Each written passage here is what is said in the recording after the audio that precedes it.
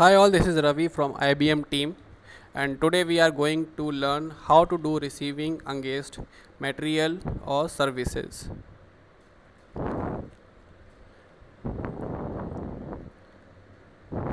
To create the receipt in the application, you have to log in into the store section responsibility. This responsibility would be assigned to all the employees who are related to store sections. So till now we have learned how to create purchase requisition, and then purchasing officer will create the RFQs from the approved quotations, from the approved requisitions, and after that we'll send these RFQs to different suppliers, and different supplier will send their quotations, and purchasing officer will do the quotation analysis and will award the purchase order to L1 supplier. So after that the supplier will send the material to the stores, and the person who has come with the trolley or the material would have the purchase order copy or invoice copy with himself. So now we'll learn how to create receipt in the application. We'll click on receipt creation form, click on it, and then click on new. The system will ask for the purchase order number. We'll give the purchase order number. This purchase order number can be seen on the purchase order copy sent by the supplier. And after giving the purchase order, the store person will click on find button, and over here you can see the field is there to write road permit number. Here you can write the number of container or the cartons you have received. Let's take the example over here. We'll give the example 5, and after that we'll click on this box, and here we will mention the invoice number. Invoice number 1234.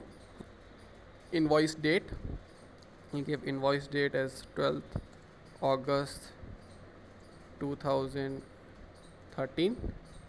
If is there any liquidity damage, or then you can mention over here yes or no. If yes, then you can mention the liquidity amount, but these are not the mandatory fields. So as of now we will just remove this thing and then click on OK. Now we will select this line. This note will come when you have on purchase order you might have given the delivery date as 12th of August, and the item is coming after 12th of August. Then you will receive this kind of notes like purchase order receipt date tolerance exceeded. So it is just a note, you can ignore it. Then click on OK. Here you can see the quantity you are receiving over here, to quantity, the item description, location of the institute, purchase order number, and the due date, operating unit, that's the institute name over here. After seeing all this information, you can click on this save button. The moment you will save this receipt, you will get the notification in the border level, the transaction complete, 2 records applied and saved. After that, click on header button. So here you can see the receipt number, so that you can note it down for future transactions. So I have copied this receipt number over here, and now I will close this window. I'll close this window also, and when I'll try to close the third window also, here you can see the text buttons are there. If These are the texts which are copying from the purchase order to the receipts. If the supplier has applied some other taxes on the receipt, you can add it over here.